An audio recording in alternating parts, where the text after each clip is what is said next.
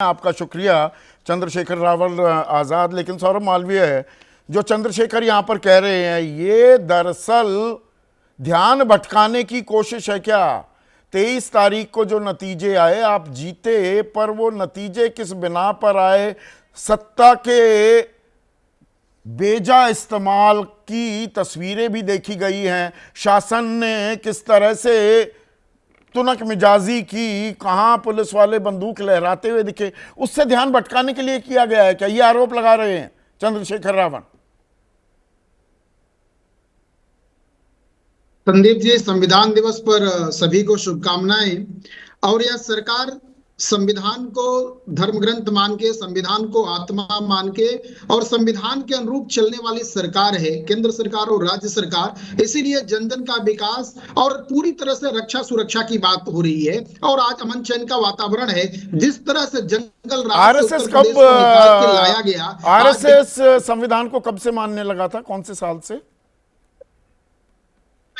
RSS अपनी स्थापना दिवस से लेके आज तक संविधान को ही मानता है। और बाबा साहब अंबेडकर ने संघ के अनेक कार्यक्रमों में जाके संघ की प्रशंसा भूरी भूरी किए हैं। इसके एक नहीं अनेक दस्तावेज आपको मैं दिखा दूंगा, बता दूंगा। और अनेक पुस्तकें, मेरा विषय सांस्कृतिक राष्ट्रवाद, मैं इसका देता हूं, मैं जानता हूं, इस पर काम किया हूं, इस पर पीएचडी है मेरी।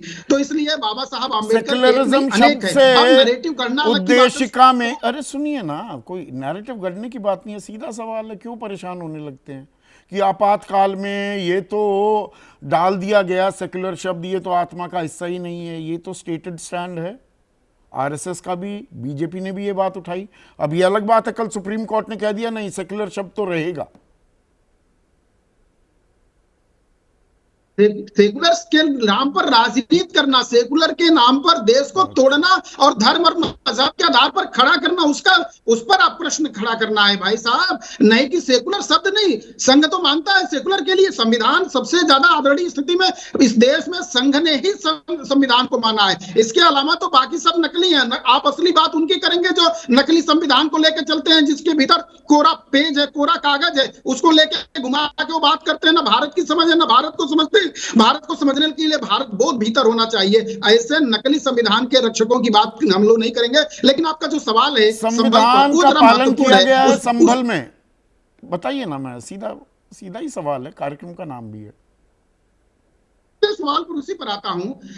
संभल की घटना पूरी तरह से निंदनीय है। यह कल भी बात हुई, आज भी बात हुई, मुख्यमंत्री जी ने कहा और चारों तरफ से कहा जा रहा है, माना जा रहा है। लेकिन संभल की घटना परत दर परत सामने बाहर आ रही है, जैसे जैसे समय बढ़ रहा है और खुल रहा है कि दो परिवारों का संघर्ष, दो ये था कि भाई नहीं, हाँ, मस्जिद का सर्वे हुआ, उसको लेकर बवाल हुआ। आज ये तुर्क और पठान की लड़ाई हो गई। थोड़ा मैं कंफ्यूज्ड हूं, किसकी बात मानूं? सौरभ, वहां क्या संदीप जी, आप इस बात को जानते हैं, वहां के विधायक इकबाल महमूद जी के और बर्क साहब के बीच में जो स्थानीय चुनाव हुआ था, उसमें दोनों का विरोध होना और विरोध होने के कारण इतना बड़ा बवाल खड़ा कर लेना। तो मतलब सर्वे का कुछ लेना देना नहीं, सर्वे का इससे कोई लेना देना ही नहीं था। सर्वे अपना कार्य करेगा। आप अच्छा, 2 बार सर्वे कराएंगे। बहुत अच्छा सवाल। अब ठीक है, इसका संदीप जी मैं कहना चाह रहा हूं, इस सर्वे का सवाल उठा के आपने अच्छा कर दिया, क्योंकि यह अदालत पर हमला है। यह अभी ये जाति पर कर रहे थे, धर्म पर कर रहे थे, संविधान पर कर रहे थे, न्यायालय पर कर रहे थे, सभी जगह कर रहे थे। अब सीधे तौर पर ये खुल के कहां गए तो अदालत पर हमला कर दिए। अरे भाई साहब, इस देश को देश रहने दीजिए। अखिलेश यादव, अच्छा, अदालत को भी तो अदालत रहने दीजिए। एक मिनट सौरभ, अदालत में, और आप चूंकि वकील नहीं हैं तो आपके सहयोगी हैं AK वाजपेयी, अदालत को यह हक कौन से कानून ने दे दिया कि SDM की अदालत है, याचिका पर पहली बार सुनवाई हो रही है, एक्स पार्टी ऑर्डर, आप 1:30 बजे सुनवाई, याचिका आती है सामने, 3:30 बजे आप आदेश भी जारी कर देते हो और एक्स पार्टी ऑर्डर जारी कर देते हैं। ये आम बात है, आम बात है एक्स पार्टी ऑर्डर होना। अच्छा, और शाम को सर्वे भी। देखिए, थोड़ा टेक्निकल हो जाता है, मैं एक्सप्लेन नहीं टेक्निकल नहीं, वैसे ही जानना चाह रहा हूं। एप्लीकेशन हमने फाइल की, मैटर पेंडिंग है, उस एप्लीकेशन की एडवांस कॉपी दूसरे पार्टी को और उसके वकील उसका को पक्ष सुनने की जहमत नौबत ही नहीं मैं आई। उसका भी जवाब देता हूँ। हाँ। एप्लीकेशन जज साहब के सामने दी, जज साहब ने कहा ठीक है नोटिस इशू कर दो और रिप्लाई मंगा लो, in the meantime survey is allowed.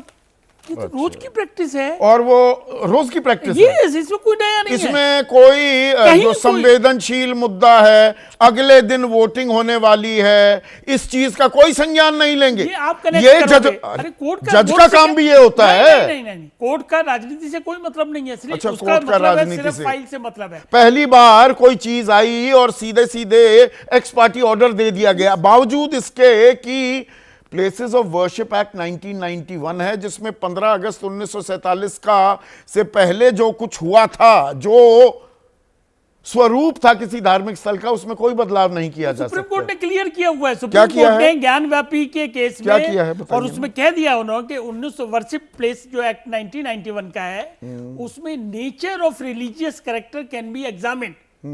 ये इस तरह के केस उसके बाद ही आने शुरू हुए। ये मई 2022 में yes।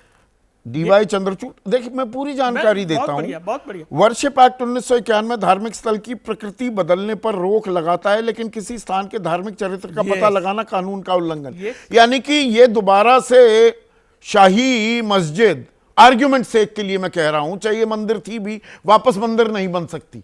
वो अभी नहीं है सुप्रीम कोर्ट और मैटर पेंडिंग है ये वाला, जिसमें इंटर और इसमें Yes। इतनी जल्दबाजी में ये फैसला सुनाया जाता है, और शाम को, मतलब मैं समझना चाह रहा हूं, नहीं, कोर्ट को तो मानना पड़ेगा आपको। अगर को आपके मानना पास एक अधिकार है, अगर कोर्ट मैं का- राजनीतिक इस पर प्रतिक्रिया नहीं लूंगा।